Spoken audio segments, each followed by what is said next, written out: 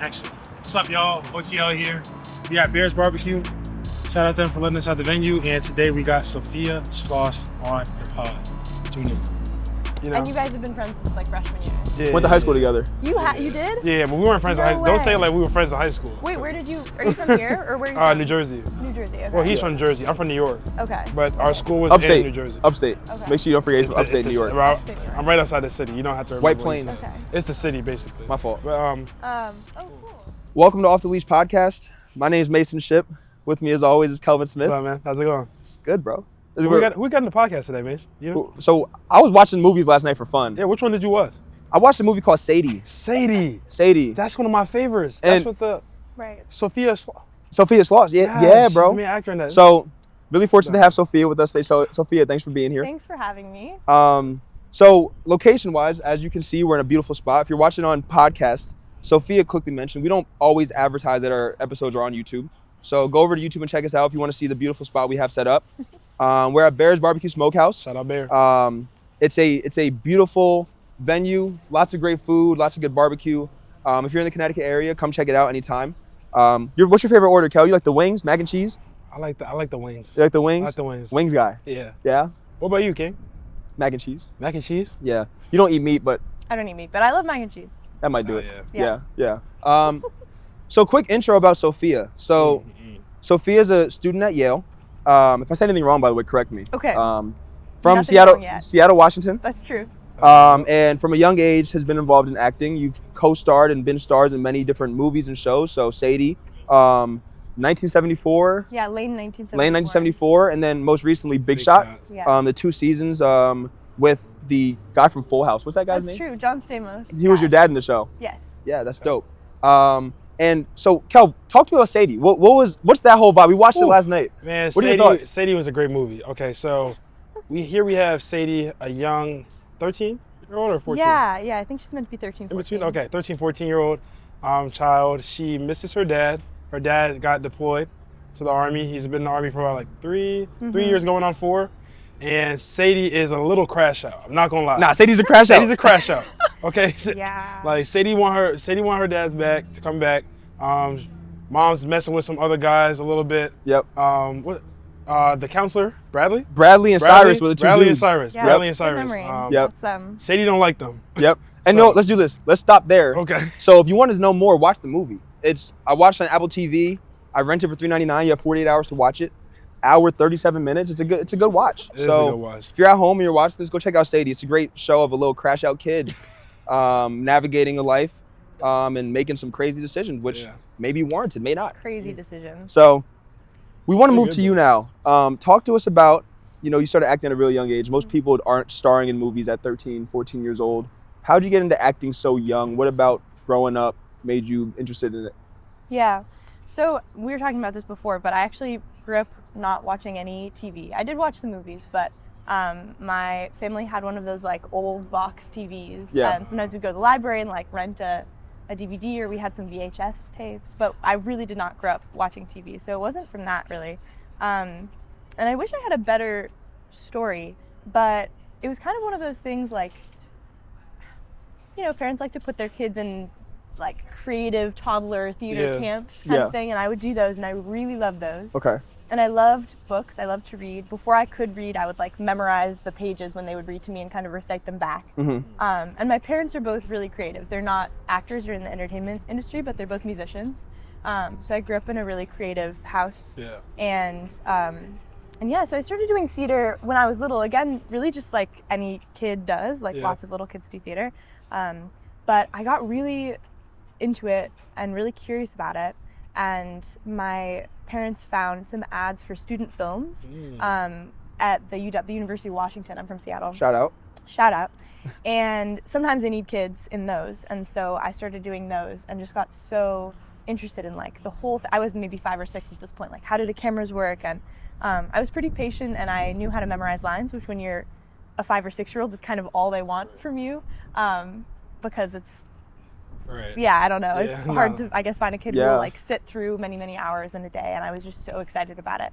Yeah. And so I kept doing it, and it felt really organic. I wish I had like a better origin story. No, that's good. That's great. How old were you with your first the first official project? Was it one of those first movies that we talked about, or was there another one you worked on before that? No, my first, let me think.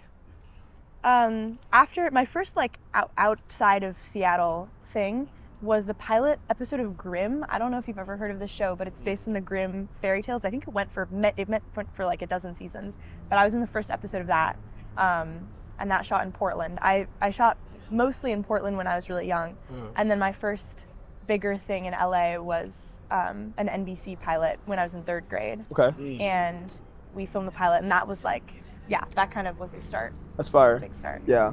I was talking to Kelvin last night, and I was like, I'm super interested to hear. Like, I grew up with Kelvin and I both dribbling balls, playing football, like different sports. Like you weren't thinking about like acting or like something like that. So like I was interested to hear kind of where the origin for acting comes out and acting camps. I didn't know that was a thing, but yeah, and less acting when it's that young and more just like imagination. My family's really big on storytelling, and they're also both teachers, and so we would always tell stories, and it was kind of a way to help me like learn how to tell stories with kids my age. Yeah. And then it turned into more acting, but it really didn't start that way, and my parents were not pushing it. Like it was all me liking it. What did they want you to do? Were they pushing you somewhere else, or? No, they're the opposite of pushy. Yeah. My parents. I'm lucky. They're super supportive, and because they're artists, they're excited when their kid, is interested in the arts. Yeah. So they were kind of along for the ride. We were all learning about it together. Yeah. Listen, I think you said you were young.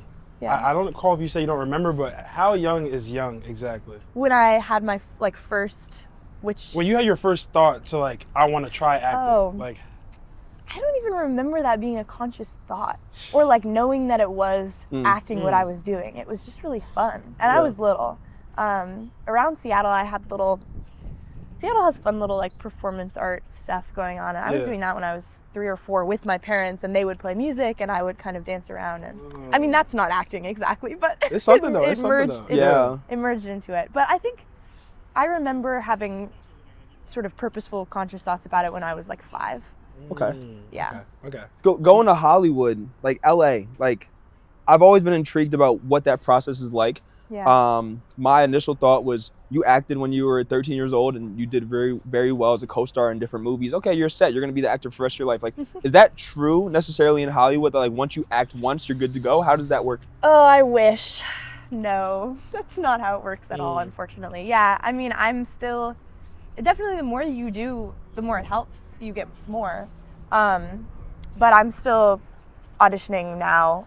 It's not exactly like I'm breaking in because I have worked before, but it's like one in every 500 things you audition for, it goes further. Does it make it any easier that like you used to act, or like do they look at like your resume and say, okay? Oh yeah, certainly they do look at that, and you'll go in for the same casting director multiple times, so they'll be like, oh yeah, I know you, and it helps to have those connections.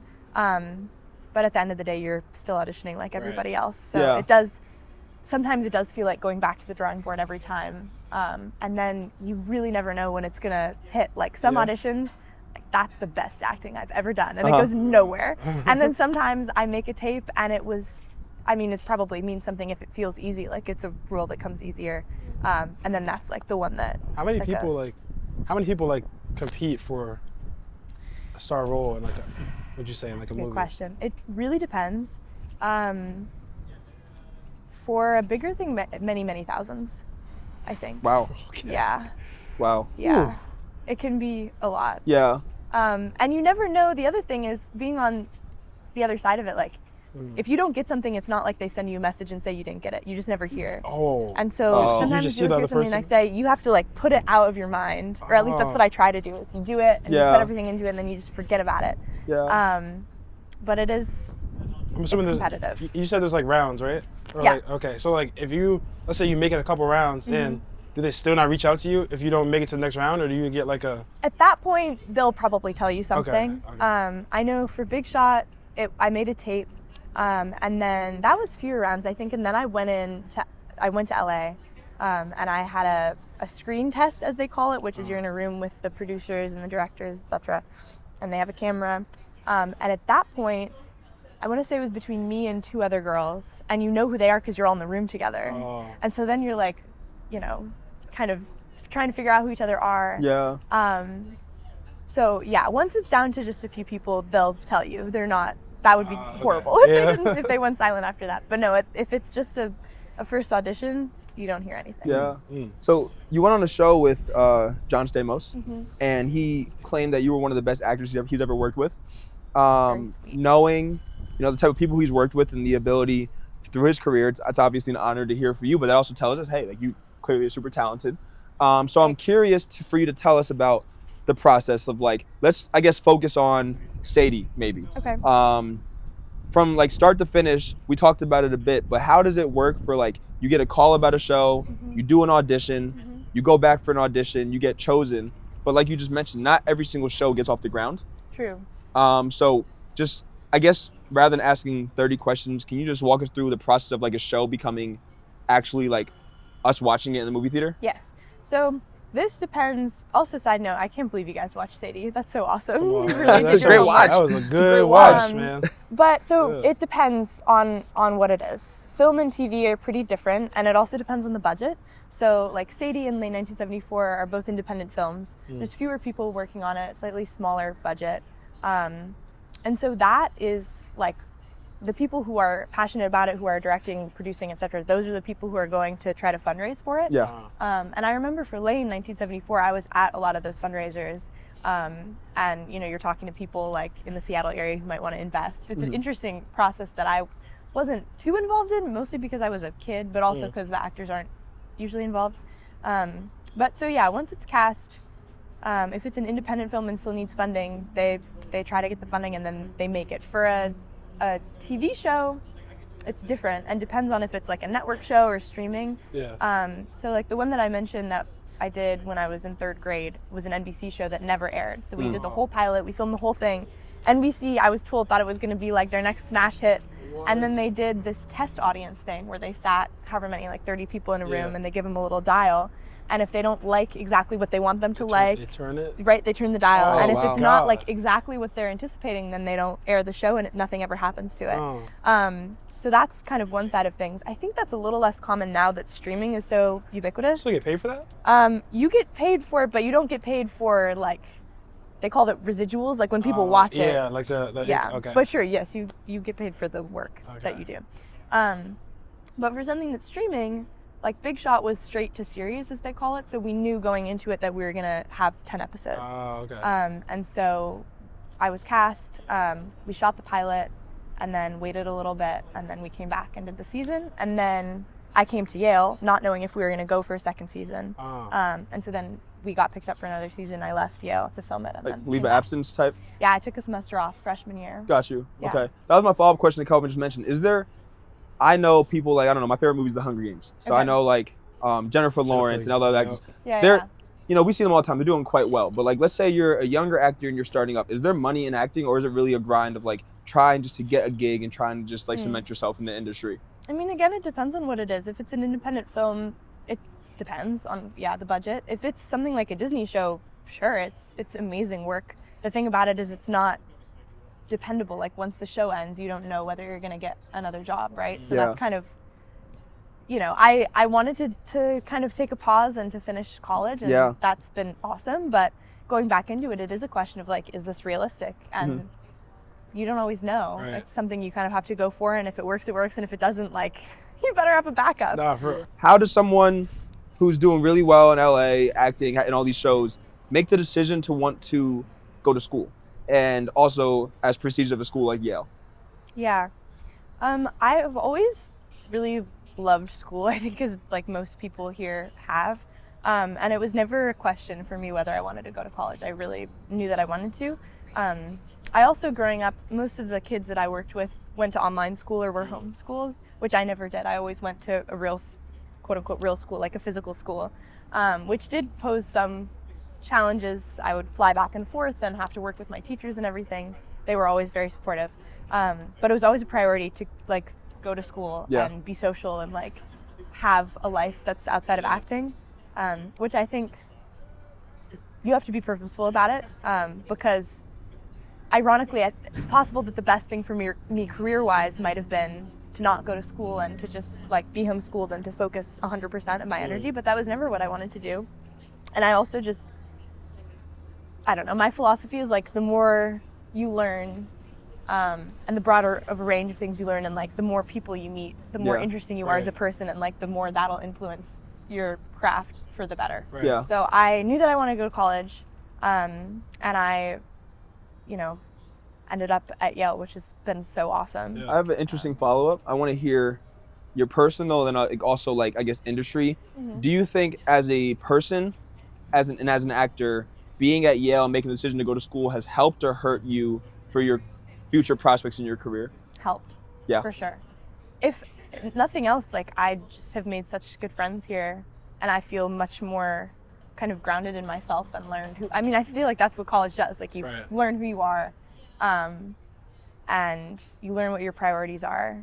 And I don't think I would have felt lost necessarily, but I definitely feel more confident, like just about my own personal life and like my own self going into the world, having gone to college. And yeah, I'm so grateful that I got the opportunity to go here. I also made a choice not to act at all in college, which Why? I don't know if that was the right choice, but I was like, like if I could have just gone into the world and been an actor or tried to do that, and I am choosing not to go that path, like I'm choosing to go to school instead, I should just take the opportunity to study everything else that I'm interested in, like do everything else that I want to learn. What are some of those things? Yeah, facts. So I was like, I was very ambitious. I said, I'm going to do 2 years of STEM and 2 years of humanities, which I kind of did. I came in as a psych major. I was cog-sci for a second, and then I switched to humanities so that I could write a creative thesis, which I did. I wrote a script for my thesis. And then I've taken classes in like as many disciplines as I possibly could. And I'm lucky that I felt like I could do that and feel free. And that I have a family who's like, do it. Do whatever you want. So yes, I feel very satisfied. I feel like I've dipped my toe in many areas. Before you came to Yale, did you feel like it was hard to separate your life from your acting life? Did you feel like it carried over at all? Or like?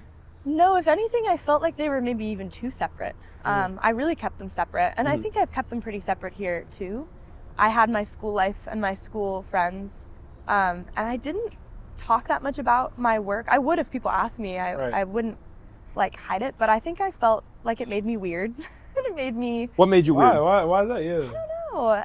It was just unusual. I didn't have friends who related to it or who did it. I think they thought it was interesting and they thought it was fun and they wanted to hear about it, but I had other interests and like other ways of connecting with people, and I just... So you felt like you didn't... I really separated them. I also think it's challenging as a young kid when you're signing an NDA as like a 7-year-old. What does that mean? Like, who can you talk to about this? Right. Like, it was just a strange thing, and I made the decision, whether consciously or not, I'm not really sure, to set a boundary. How do you separate, ESPN, how do you separate the actor and the person you have to become for a show and your individual? I think y'all mentioned it a little bit before, but like, we watched Sadie, and obviously I'm assuming that wasn't you as a 13-year-old. I sure hope not. Yeah, but as a young kid, I couldn't foresee myself becoming that type of like character so easily, and like really developing into that person. One, like the character was, confident in the way they acted, and like strong in the beliefs, but you have to also make us portray that. So how do you separate you as an individual and then you as like a Sadie? Yeah, I think every actor would have a different answer to that question. I've definitely talked to people for whom it's harder to, like, they call cut and then it takes a bit to get out of it. I don't think I've ever had an issue of like losing myself. Even when you're acting or in the scene, like I don't know how to describe it. I'm never like wondering who I am or wondering if I'm changing into the other person. That's just never been a thought. But I think my tools for myself for that are, when you're going onto set, like make sure you know your lines really well so you're not having to think about what you're going to say. Yeah. And make sure that you're comfortable with your scene partners. And yeah, I think it's maybe just like an extreme form of empathy, like but it doesn't feel like you. Right. If that makes sense. It's a different person. You're yeah, it's a different person. I had to act calm. It's OD. I wasn't playing. I'm being serious. What the fuck? I gotta tap it. Oh my gosh, bro. And with this barbecue sauce, it'll be even better. They got this Baird barbecue Texas pepper. Okay. I wasn't playing. I have the cornbread. Put this in there. Oh my god. Brisket, that's what it is, brisket. You wanna try some, Zoe? Yeah. So when you're, actually, let me ask you like this. Okay. How quickly can you get into that mode, like acting? Like In that how mode. much time do you need? Yeah. Shout out Benny. That mode. It depends on what it is. Mm. Usually pretty quickly, like pretty instantly, I think. If I'm like thinking about it and Yeah. have prepared. If it's something really emotional, like a minute. But like it's not, they don't give you all that much time. So you don't gotta be humble. Okay, so Facts. about a couple seconds ago, she just told me that she can get into that mode in 20 seconds. All right, 20 seconds. my fault. I'm my not doing it here. It's not gonna happen here. No. fault. Go I'm ahead. thinking like when I think about emotional scenes, I feel like it takes me. I need at least 5 minutes, Mace. Yeah. You need I'm about five? to, yeah, if I'm about to 5 really. minutes is nice. Like if I have that time, I'll take it. Yeah, but they don't but- give you time to like. It depends. I remember this one scene. Yeah. This was a long time ago. I think it was in late 1974, so I was 12. And it was an emotional scene. I had to cry. And I thought that we were about to start shooting, but I didn't know that they were having camera issues. And so I was crying for a full maybe 15 minutes. Oh man. Thinking that we were about to start and we Yeah. just weren't starting. So sometimes you, So now you're just crying. Like, now yeah, you're just- the thing that everybody always says is hurry up and wait on set. That's kind of what the Hurry up vibe and is. Like wait. you gotta be ready. Yeah. It's like we're going and then okay, wait for an hour. Oh my Yeah. And then you start up again. So then what it's about hard okay? to So I predict. remember at the end of Sadie, right? And for anybody watching, spoiler Don't alert. spoil it, bro. I had to spoil it. I just gave a spoiler alert, bro. Ah. At the All right, go Cover ahead. your ears if you want at to watch the end of Sadie, after you killed Cyrus, Wow, that is the ultimate spoiler. I had to listen. That's I a just crazy- just gave a spoiler alert. Anyways, I hope no one. you when moms kind of found out what you did and you were in her arms and you're like, I'm sorry, right? How long did it take you to get into that scene? Because that I felt that in my heart. You felt it? I felt that. I was like, I'm she really glad. meant that apology, you know? Like, Oh gosh. How long was that? I mean, the other thing about when you're filming is they do a million angles, so it depends on the angle, like. But a minute probably, or a few minutes. So do they record multiple angles at once, or do you have to That depends too. You do it a lot of times. How many You do it times is a lot? times. Like, Sometimes 20 times. 20 times. So Yeah. so you can easily like just force yourself to cry. I wouldn't say easily, but yeah. It takes like just something like. Do you think about something like? How do you just like? Can you force yourself to cry? Go. Like part of me thinks I'll try, right? No, like part of me thinks like I could if I really locked in. But like, I Yeah. don't know how I would. I think it's better not to think about your own sad. Yeah, that probably whatever. would be like, sad. Then it leaves Then you then actually, you thinking, sad. Yeah. Yeah. which is not the goal. I think the goal is you leave feeling it will be like you'll be tired, Yeah. but not feeling like you've unearthed some sort of traumatic emotional thing within yourself. Like Yeah. that's not the goal.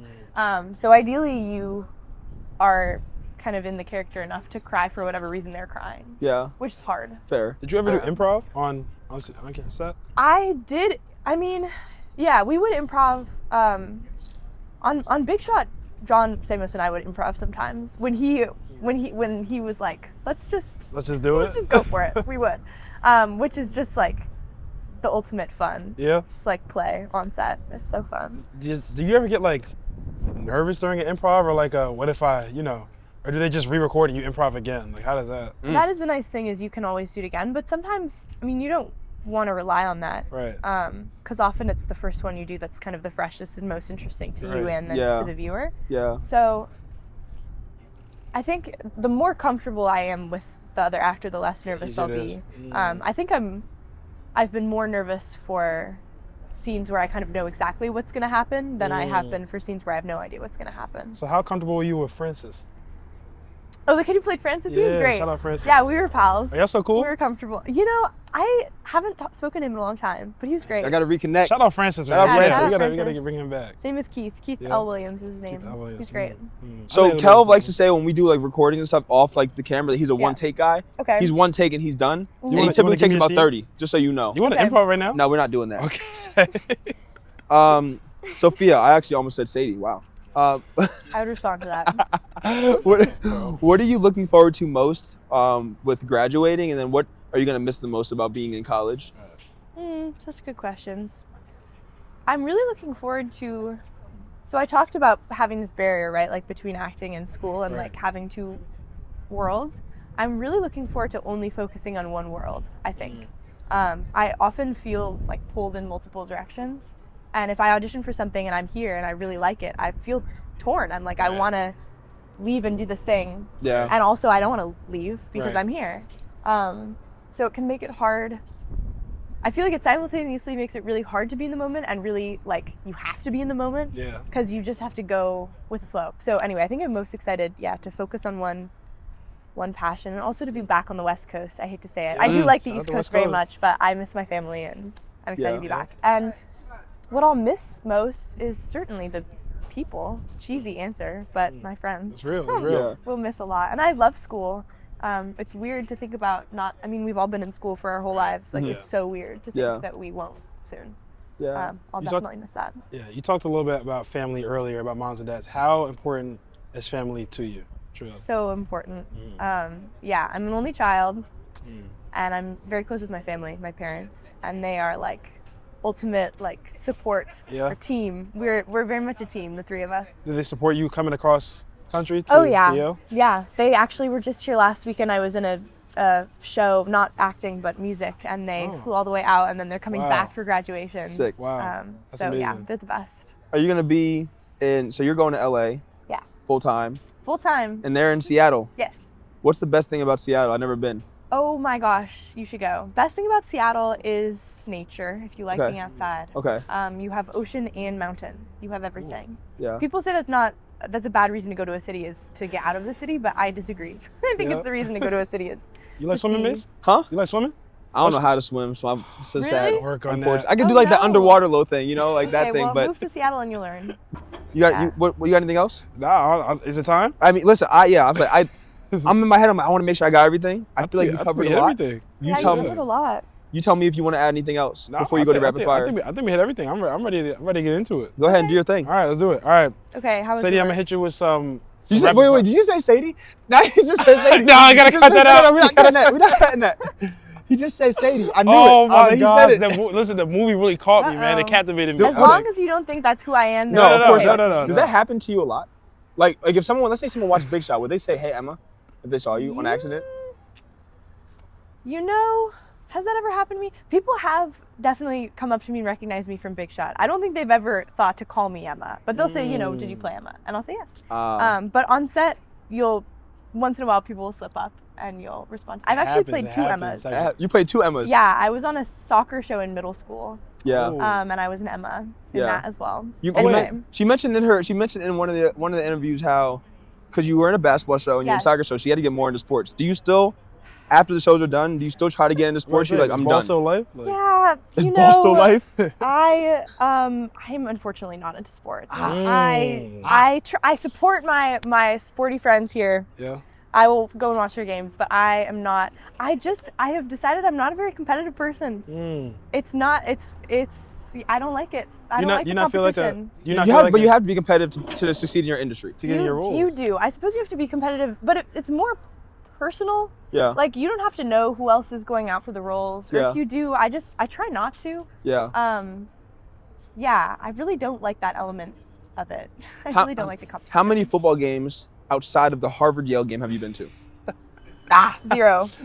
Honesty is the best policy. This is a Honesty is the best policy. This is a true fact about me. Is that the first football game I ever saw live or on TV was Harvard-Yale the freshman year. I had never seen a football game ever before Harvard-Yale. We didn't have cable. No, that's fair. That's the case for most people. That's the case for most people, actually. Like that. And have you been? The only one. How many have you been to all 4 Harvard-Yale games? No, I've been to the 2 at Yale. Fair. Yeah. So she's not traveling to Boston. I went to Boston this year. Oh, what did I say? I went this year. Sorry, I've been to 3. Okay. Zoe looked offended behind the camera. Yeah. She was kind of like. Sorry. That's like a deep, dark fact about me. How many games have you been to outside of Harvard, Yale? Yeah. Outside of Harvard. To Yale. To Yale. Which one was that? Do you remember? It was raining. She came in the rain. Okay. She came in the rain. Yeah. Shout out. Shout out. All right, well, go ahead and do your rapid fire, Kel. Yeah, I'll do my rapid fire. All right. These should be like quick, one word or maybe like a sentence answer. Okay, very quick. But the goal is just hit them as fast as you can. Okay. Right? Don't even think about it. I'm gonna take a sip of water. Go ahead, take your time. I'm looking at these questions right now. I'm like, All right. oh boy, here we go. Okay. First role you ever played? Sorry, I'm even taking too long to think of that. First role I ever played was it was the theater. I don't even remember what it was, but I was a baby, and it was in Seattle. Okay. Script or improv? Script. Movie you wish you had starred in? Can it be any movie, Any anytime? movie. Any movie, anytime. I would like to be the little girl in Little Miss Sunshine. Okay, For okay. what? She's so cute. The little girl in Little Miss Sunshine. Do you ever see that movie? You gotta do your homework. Great You gotta do your movie. homework. Great role for like a 7-year-old. One actor you drop everything to work with? Edward Norton. Most takes you ever done for one scene? Oh God, probably between 30 and 40. Oh. Dream role you haven't played yet?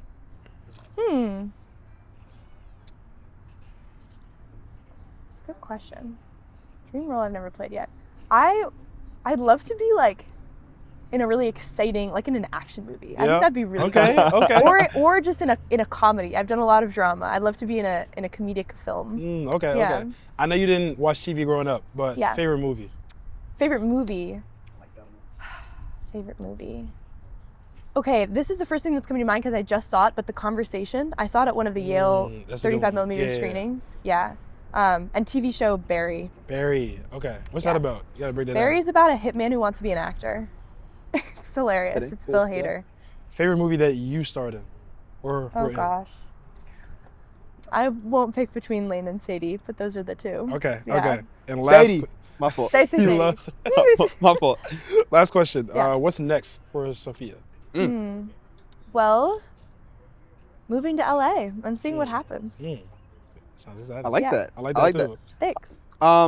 So I guess my closing remarks would be Bear's Barbecue Smokehouse, as you see this beautiful sign behind us.